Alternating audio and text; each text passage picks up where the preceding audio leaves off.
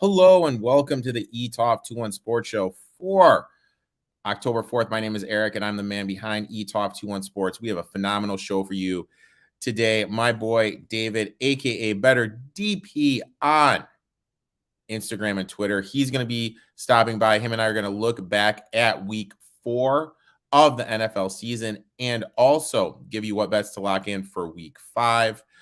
My boy Gino, who gave out a insane 8-1 winner at Churchill Downs, is going to be telling you what horse racing bet to lock in at Indiana tomorrow. Let's see what Gino has in store. For this week's play, let's head over to Horseshoe, Indianapolis for Wednesday. Let's take a look at race number 4, and let's dive into the daily racing form past performances. Anytime I'm looking at the races, I'm going to drf.com, and the particular past performances I use are the formulator ones, and I'll show you some of the reasons why. It's easy to dive into charts, replays, everything. Let's talk about the number 6 in here, Miracle on Ice, who's 9-2 on the morning line. Now, this guy comes out of a race at Kentucky, and what's nice is that we can just take one click and we can pull up the race replay and watch this sort of as we talk a little bit about it. So in the race that we're watching in this video, he was the 2 in here, and honestly, he actually races deceivingly well. He has a slow start. You can see he's dead last in this one, and this is a big field in here, so he's 12th in this field early on. He's about 10 lengths out of it at the first call. Then kind of keeps to the inside a bit early, and he just sort of bides his time towards the back of the pack.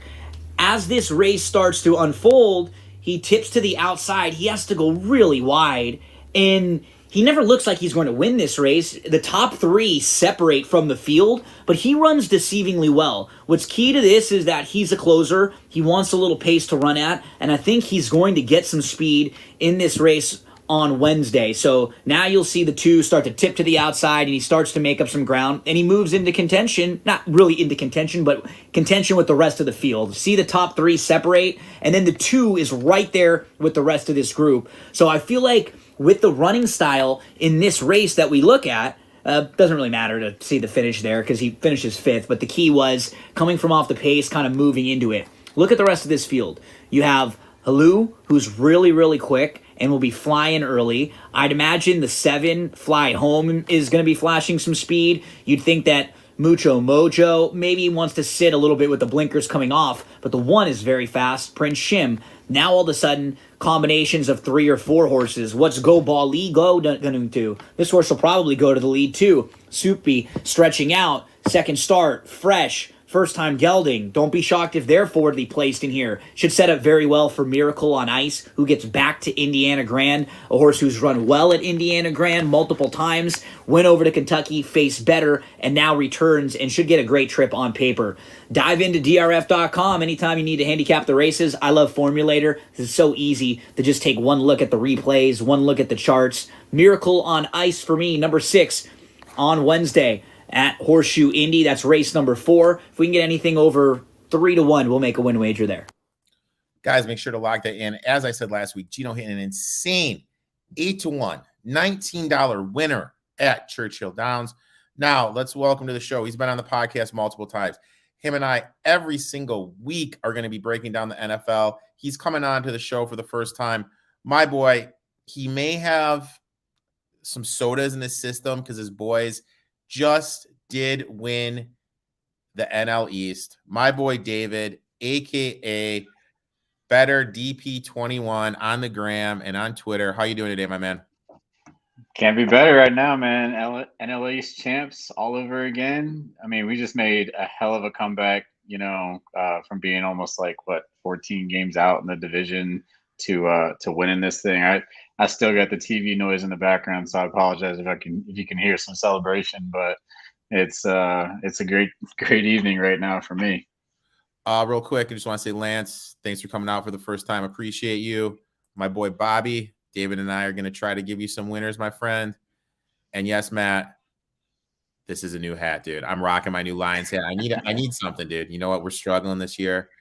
Real quick, dude, I need to ask you this because I was at a wedding this past weekend. First time in 4 years, man, going to brunch. And let me tell you something, dude.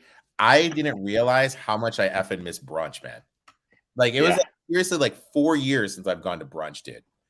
And I ate so much food Sunday morning, man. I can only imagine. So much epic food, dude. I had like I hit everything, dude. Like literally everything. It's been like, dude, it was insane. But you guys aren't here to listen to me talk about brunch or the wedding I was at. You were here for some winners, some takeaways. David, what is your first takeaway from week 4? And injury bug. I mean, let's just look around the league and look at all these teams with the injuries at this point. I mean, it's starting to really kind of show its head very early in the season right now. And, that was my biggest takeaway, because when I have to look at the matchups for this week, I'm looking at, who's injured, who's filling in, who are we actually going to make as like, a real matchup to actually have like a decent side and, on our wagers this weekend. My first takeaway, Tyrod Taylor is the unluckiest person in the history of the NFL. Yeah, well, that's true. 2018, week 3 for the Browns, injured, replaced by Baker Mayfield. Mayfield starts the rest of the season. 2020, a team doctor accidentally punctured his lung when he played for the Chargers, administering a pain-killing shot. Justin Herbert takes over, the rest is history. The following season, in Houston, week 2, hurts his hamstring, was replaced by my boy, long neck, Davis Mills. Rest of the season gone. Daniel Jones hasn't looked that impressive. He replaced Daniel Jones. Boom, suffered a concussion. This poor guy, I have never met, like, it is insane what bad of luck this poor kid has. He just can't catch a break being a starter in the league. I legitimately feel for him. I agree, and I'm a Virginia Tech alum, so he was definitely a QB that I've followed throughout the league always. So everything you just mentioned, I mean, 100% just bad luck, man. I mean, even now, when I saw him take over for Daniel Jones, I was like, oh man, Giants are going to be real dynamic if they keep in Tyrod all of a sudden, like, because this man can absolutely handle the load back there and be more than just like a what do you want to say, like game caller, like just trying to make it anything. But he's definitely better than Daniel Jones and absolutely deserve more than the break that he got for that concussion. I mean, you hit the nail on the head. I say injury bug. You're pointing out Tyrod is a clear example of one of those. I mean, my boy Bobby, I think he's better than Daniel Jones. I mean, I think he gives the Giants a better shot than Daniel Jones does. For sure. Number 2, what's your number 2 takeaway, my friend? Chiefs are for real again. They came out and absolutely mollywopped up on Tampa. I just saw way too much on both sides of the ball from them. Did you just say mollywop? Mollywop. First time I've ever heard that term. They wiped the fucking floor. That is the first time I have ever heard that term, dude. All right. Well, now you heard it. It's something, I don't know when I picked it up sometime in my, skills with misspent youth. But yeah, man, Chiefs are for real. That's my number 2 takeaway. The way that they just had everything clicking between their offense, multiple running backs that they were able to utilize defensively, just each side of the ball. It was very even, well played game by them. They can just get out to a lead and pretty much coast. It's a scary team all over again. Even, without Tyreek, I mean, they prove over and over that they have, just a flawless system for what they're working with the pieces they have in house. I'm looking online right now. They're about 7-1 plus 700 to win it all. Do you think there's any value in that? I do. Considering, someone like Buffalo was even, I think, less than that or right at that, preseason. Buffalo's about plus 350 right now. Well, but that's my point. No, prior to the season, Buffalo was, up in that, plus 700 range themselves, as a futures bet. And, if you're still getting that kind of value with someone like KC who's showing out, I think there's a lot of value behind that. They're looking really good. My second takeaway is this, and you know what? This may rub some people that are watching this the wrong way. we need to pump the brakes on small hands Kenny Pickett. He was 10 of 13, 120 yards, 0 TD passes, 3 INTs against the Jets defense. That was 32 in total DVOA and in passing defense last week. David, how many teams are there in the NFL?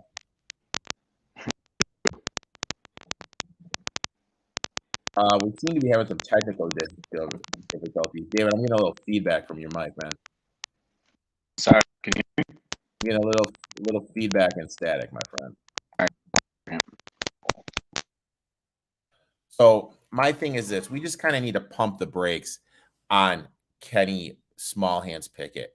There's 32 teams in the NFL. One of the things David and I look at when capping games and everything, we look at DVOA. DVOA is from Football Outsiders, and it kind of shows what teams are good at defending or what their weaknesses are. And every week they change. There are 32 teams in the NFL. The Jets, as of last week, were 32 DVOA in total defense, 32 in passing defense. And he had 3 INTs. Fine. You want to say the last one wasn't his fault, Hail Mary, and fine, whatever. But he still had 2 INTs against the Jets, who are the worst passing defense in the league. So we just kind of have to pump the brakes with this whole Kenny Pickett thing. I saw one person, huge following, tweet out, you got to give Pickett credit. He looked good against the Jets. Obviously, this person with a huge following doesn't understand how bad the Jets defense are, especially against the pass. And I just want to say, I don't think he's a long-term answer. I have been pretty good. I've been pretty spot on with my quarterback predictions when they're coming out of college. I don't think long-term Pickett is the answer. And I think we just kind of need to pump the brakes on him. So can you hear me now? I can hear you, my friend. All right. Sorry about that, man. So with the Pickett thing, it was funny. If you were going to ask me another takeaway, I would have said, yeah, you got to give Pickett the chance right now. Is he long-term? Yet to be determined. Do I think any of those picks were his fault? Absolutely not. I was watching the game when they turned over to it, when he cut in on the second half, and 2 of them were tip drills. I mean, the third one's a Hail Mary to try and win the game. You know, like, yeah, I mean, like, by all means, I don't look at any of those picks as his fault. I mean, I really didn't. Every single one that I watched was a tip drill, and it was just hanging in the air, and his receiver, you know, happened to just get one hand on it to just, you know, put it up for another defender. And I hear you on the DVOA for the Jets. I know they're like 29th right now. I mean, it's terrible. 32 last week when they played against each other. Well, updated this week to 29, probably due to that turnover margin that they just had. Big move. But, you know, like I said, I actually, you know, think Pickett's going to be the answer in Pittsburgh, at least in the short term. You know, and we'll see what he does long term, because I saw him in preseason. I liked what I saw then. I didn't hate, you know, his second half here in the game this week. And I didn't look at any of those turnovers as being really his fault. What is your third takeaway? Well, you kind of took it. I was going to say Kenny Pickett, but I'm going to say that the Bills are going to win the East, based on the bounce back that they had this week against a very strong Ravens defense to go in there, you know, absolutely dominate from start to, I mean, not dominate, but let's say dominate, showing the adjustments that they needed to make through the game and come out as a winner on the road, you know, against a very formidable, you know, team offense and defense on both sides. I mean, personally to me, you know, they have all the makings of it. As I look around the rest of the East for themselves, you know, Miami's got QB issues now. Patriots have QB issues now. I mean, you could just kind of go around it and just say, you know, it should be the Bills to lose at this point. I mean, Josh Allen is absolutely showing everything that everybody has hyped him up to be. And I think he is like mentally in a place where he can handle, you know, any of the social criticism and anything like that in order to actually perform the way that everybody knows he can. So do you feel that they need to lean? I felt they made the big breakaway last year, the last 4 or 5 games when they started leaning, not really leaning, but you know what I mean? Like using Singletary more. So I'm very in debate about Singletary. Ever since he's been there, he's never been. Let me say this: I'm a big James Cook guy. I'll just say James Cook. But that's where I was. That's where I was going. Yeah. Like, absolutely in the same mindset. Like, I have never been very impressed with Singletary. I absolutely am thinking that they're going to transition more to James Cook as it goes on. I actually thought they did a little bit more in week 3 than they did week 4. And I was watching him and just kind of like, he's got the hands for it. He definitely can find the holes and hit the gaps. So I am interested to see more work share for James Cook. Absolutely. I definitely think they need to get away from Singletary. Not completely, but I think they need to actually even out the work share a lot more to open it up for James Cook and see what he can do as another weapon around Josh Allen. They cannot run Josh Allen. They cannot keep doing that. That man is going to get hurt. And I've just seen him flail. He's such a big body that would be the end of the Bills right there. I mean, I'm pulling it up right now. He has 30 rushes on the season. Yeah. 30 rushes on the season. To put it in comparison, Aaron Jones is 48. Yeah. You know what I mean? Yeah. Kind of makes you think. The first one I did of this, I had a 5-minute segment on James Cook, fantasy football sleeper, the guy that's going to come over the last part of the playoffs and help you win a championship. My last takeaway is this. Week 1, Christian Kirk, 17.7 fantasy points. Week 2, Amon-Ra St. Brown, 39.4 fantasy points. Week 3, Devontae Smith, 30.9 fantasy points. Week 4, CeeDee Lamb, 21.7 fantasy points. What do all 4 of these players have in common? They were all guarded by Benjamin St-Juste. He's giving up 27.4 fantasy points per game to opposing wide receivers. Everyone's talking about targeting Patriots players this week against the Lions, whose defense is putrid. I know I'm rocking my new Lions hat this week. We suck defensively. I'll be the first one to admit it. But no one is talking about how St-Juste is giving up 27.4 fantasy points per game to opposing wide receivers. I'm going to be using whoever's playing the slot for the Titans this week in my DFS lineup, and I'll probably bet their overs. I need to kind of look because Burks is on the injury report. I don't know if he's going to be playing, what exactly is going on with him. But, I mean, dude, no one's talking about it. You got to take advantage of it before the market adjusts. Absolutely. I mean, I think that is a wonderful, wonderful takeaway to understand as a trend, especially, for targeting wide receivers and just the offensive, side of the ball. I mean, that's just money in the bank. Now, this is the part everyone turns into. We're here to make you guys some money. We are going to be giving you 3 bets that we are looking to lock in or that we have locked in. Okay. And we'll kind of tell you the reason why. David, I'll let you start out. What is the first bet you are looking to lock in or have locked in? So games that I'm looking at right now, the first one I'm looking at is the Cowboys at the Rams this week. Cowboys are a 4.5 point dog right now going in. And honestly, I've been riding the Cooper Rush, train here. CMU's finest. Actually, take that back. He's after my boy Dan Lefevre. Dan Lefevre, number 1. Cooper Rush, number 2.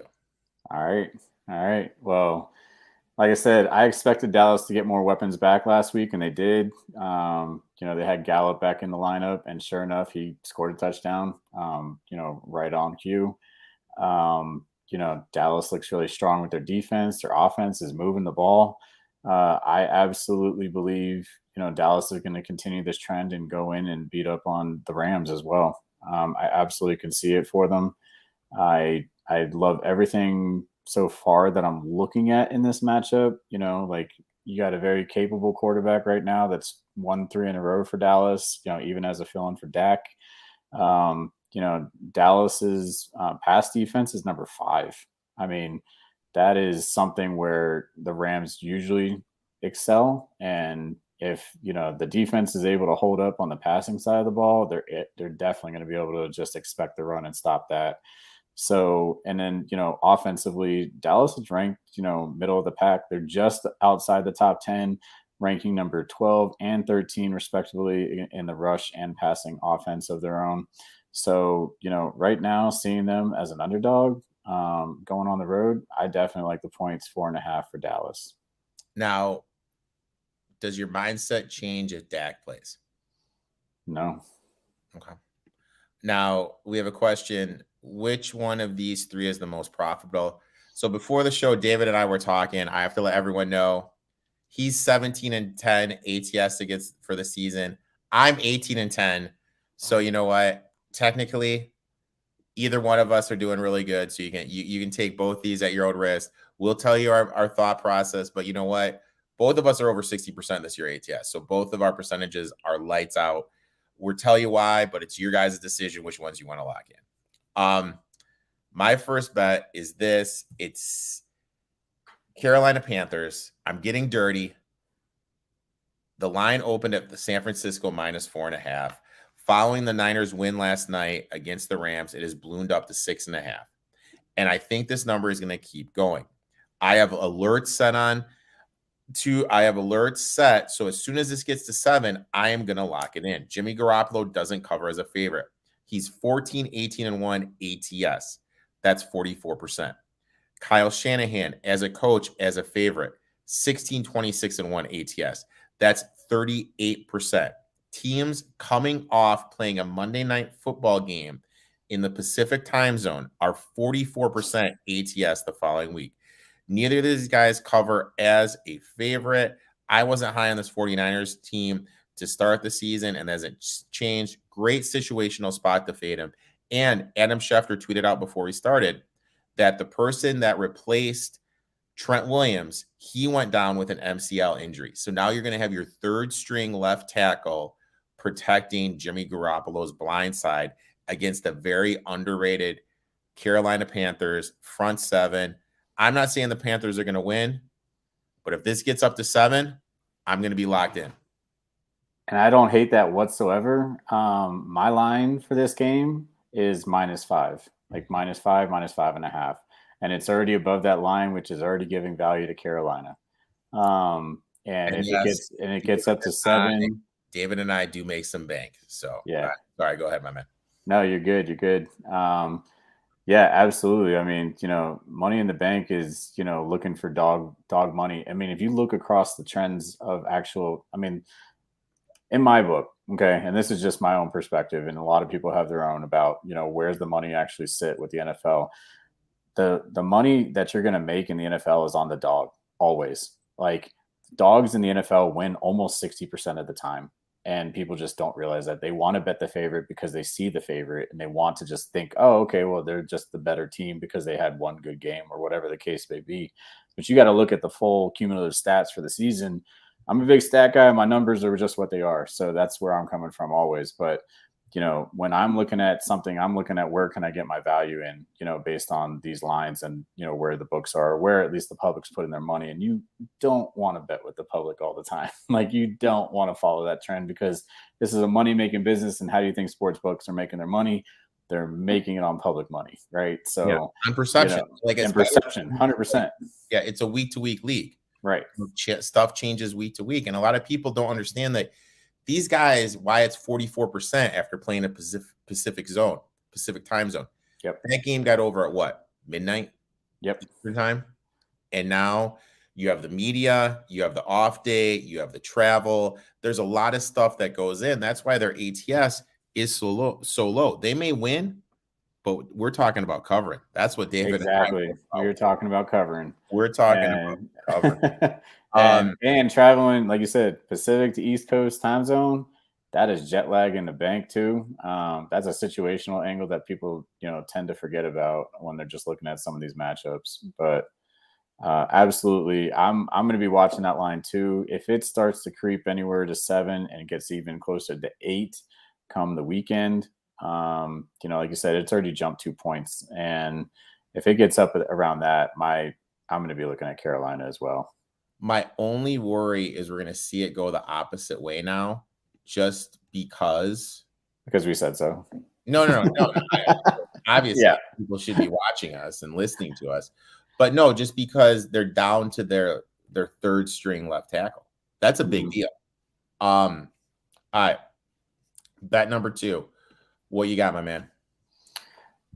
So where am I going next? I'm looking at the Bengals and Ravens game right now. Right now, this line is sitting at 3. Obviously the Bengals are the dog here, Ravens being the favorite. But I'm really watching this one. I definitely want to see how these teams are, who's healthy, who shows up. I just kind of want to watch a little bit this week. But I'm definitely interested in this one because the Bengals are sporting a top 10 both rushing and passing defense. They are sporting number 7 in rush and number 8 in the pass in both defenses right now, from both sides of that. So, and meanwhile, Baltimore on the opposite end is sporting a ranked number 22 rushing defense and, middle of the pack passing defense. So while their offense is great, their defense is not. And then, kind of the opposite for the Bengals. I mean, their offense isn't great, but their defense is. So I'm kind of watching this one a little bit more for myself. I definitely see value right now in the Bengals. It's not a wide enough margin for me to call it a bet yet. I'm going to probably come back on Friday and really determine whether or not that's going to be something I'm going to lock in based on how this line moves throughout the week. If the line starts to get upwards of 4 to 5, in favor of the Ravens, then yeah, I'm probably going to go Bengals on that game because right now that is definitely something that just stands out to me. I mean, you're looking at Bengals with a top 10 defense, and then you're looking at the opposite end for the Ravens just being way down, as an overall defense. So, and just coming off that loss at home with Buffalo in town, I mean, morale's not exactly there, and division games always are close. So, that's just something that I definitely am looking at. There's a couple situational angles and, definitely something that I see value in right now, just, this early in the week. All right. So that was my third bet. So I'm going to change my order. Okay. Okay. I bet the Baltimore Ravens -3. Now, this is my thing. Now I'm looking at, and I know that I'm looking at it right now. The Bengals are 11th DVOA against the tight end. They were low last week. I think they were 20th, and they gave up a couple to Gesicki, but Gesicki's over prop hit. Gesicki's not a big factor of the Dolphins defense. And I look back, they have given up production to opposing tight ends. Okay. Mark Andrews is the center of the passing game. I think he is going to look to be active. I think he's going to eat against the linebacker core. I don't think Luke Wilson's going to be able to guard him. And I hate to throw this term around. I absolutely hate it. Ravens are 2-2. They should be 4-0. This is basically, I feel, kind of like a must win for them. Okay. I agree. Getting Stanley, their elite offensive lineman back, that's going to help. You saw JT Dobbins start to get back into the mode. And I've said this on numerous stuff that I do with you on my podcast, when I go on Gino's podcast. The Ravens rushing game is so advanced. You need Dobbins. You need Gus Edwards. You need someone familiar with it. These guys you get off the streets, it's just too hard for them to pick up. So when Dobbins comes back, it's going to open up offensively. Harbaugh is 62% ATS on Monday Night Football. So he covers on Monday Night Football. I think it's a revenge spot from last year where they got absolutely humiliated. Plus, I was looking at it, and you mentioned their offensive ratings. They're struggling offensively. Burrow's holding on the ball too long. They changed their run blocking scheme, and Mixon's having a real hard time finding the holes. According to DVOA, they are 28th rushing the ball, 20th passing. I don't think they're going to be able to score enough points to keep up. I think the Ravens at 3 can cover. Now, I agree with you. If it gets up in that 4 or 5 range, I think there's value going the opposite way. But at 3, I've locked in the Baltimore Ravens. Fair. Yeah, I mean, and I've got the same numbers, right? I mean, like I just that's what I was pointing out. Their defense is there. Their offense is very, very low. Bottom tier, lower third, across the board, both pass and rush, for the Bengals. So it's a tale of two coins for them, on each side of the ball there. And really just, I mean, but that's the thing. It's such a divisional game. There's always going to be so much hype that people just get in their own heads when they're playing each other that way. And I don't find value in the line 100% right now. I mean, there is some, there's not a lot. And, by all means, if it starts to skewer upward even more, by all means, like I said, I'll be looking at that one at the end of the week, but that's not one I'm locking in right now. Okay. Yeah, I think like this one, it kind of depends when you want to get involved. Yep. Now, third bet for you, last bet of the night. What are you looking to get into? So the next one, I mean, I don't mean to interrupt you. We did have a disagreement on Monday night. I took the Rams. David took the 49ers. He was right. I was wrong. But in our season long, I have won one more game than he has. I'm just letting everyone know that. Okay. Not that we're keeping track. One of us is 18-10. The other one's 17-10. All right. Go ahead. I'm sorry. All he's saying is that I need to make one more bet this week in order to just, win more games than him at this point. So let's see here. The last game that I'm looking at is probably going to be Raiders and Chiefs right now. Chiefs at home. I really like this line. It's sitting at 7. I definitely see the Chiefs covering 7. I've got my model covering, almost by double-digit score here for them. Not by 2 touchdowns, but definitely like by 10 points or more. So there's value in the line to me right now this early, especially with everything else that I'm seeing from them. Again, their rushing defense is like really great, top 5. Their passing offense is, again, top 10 with number 7 for the Chiefs. And then everything for the Raiders is just mediocre to less than, bottom third when it comes to everything, both offense and defense. I mean, DVOA in terms of all that right now, I mean, they just won their first game against a very struggling Broncos team. By all means, that could have totally been a Broncos win at the end of the day. And I was just sitting there like, okay, well, they'll take one, I guess. But point is here that the Chiefs just look so great on the road. Again, they made me eat even my play from last week when I was actually calling Tampa Bay early, but I called Tampa Bay when they had dog money. I could have easily just bet on Kansas City come that day of and had dog money on both sides of the ball and just gone away a winner. But I just wanted to stick with my bet and go with that, and that's okay. But by all means, I'm looking at the Chiefs to cover, the spread here of 7. And yeah, I think that's actually another one that I'm going to lock in, before the end of the week here. You know what I had in Sunday Night Football? What did you have? I had Leonard Fournette over. Oh, I remember the first. I thought of you during the game because I saw him catch his 4th reception. I was like, I wonder if Eric made that prop bet. No, because it was juiced like to an insane. So I just bet the God, what I bet. I just bet the over in receiving yards, and it hit on the very first play. We do have a question from my boy Bobby. Texans plus 7.5 or Cards plus the 5. Either. Do you like either of those? Yeah, actually, I like the Cardinals. I definitely think that one is a better dog bet between the two of them. And the reason for that is just because when I'm looking at this quickly, Arizona, there's value in the line. Let's put it that way. My line for this game right now is like sitting at 2, right? And it's in favor of the Eagles. So right now it's getting upwards of that 5, 6, everything like that. I definitely could see this, becoming value for Arizona at home. it's going to be a Birds game. Eagles are undefeated right now. There's a lot of hype. I mean, don't get me wrong. They have the numbers to back it up, both offensively and defensively. Their weakness of where they are weak is actually their rushing defense.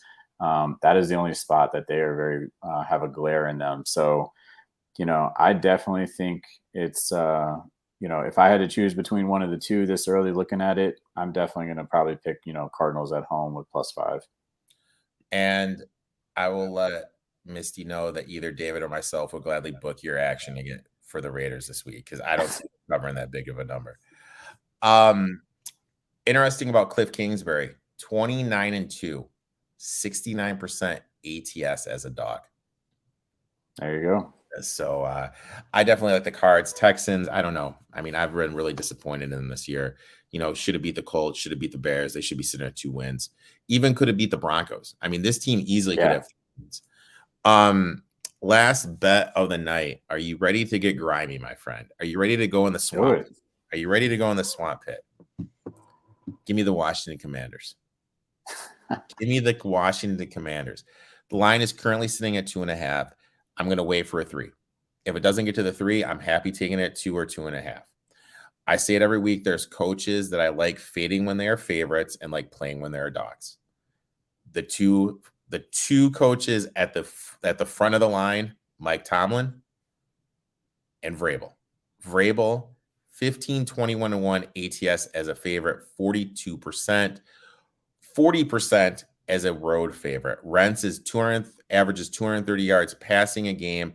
The Titans struggle defending the pass. They are 26 DVOA. So I think the Commanders will be able to move the ball through the air against the Titans. And don't get me wrong, the Commanders defense has been absolutely terrible this season, but they are 6 DVOA defending the run.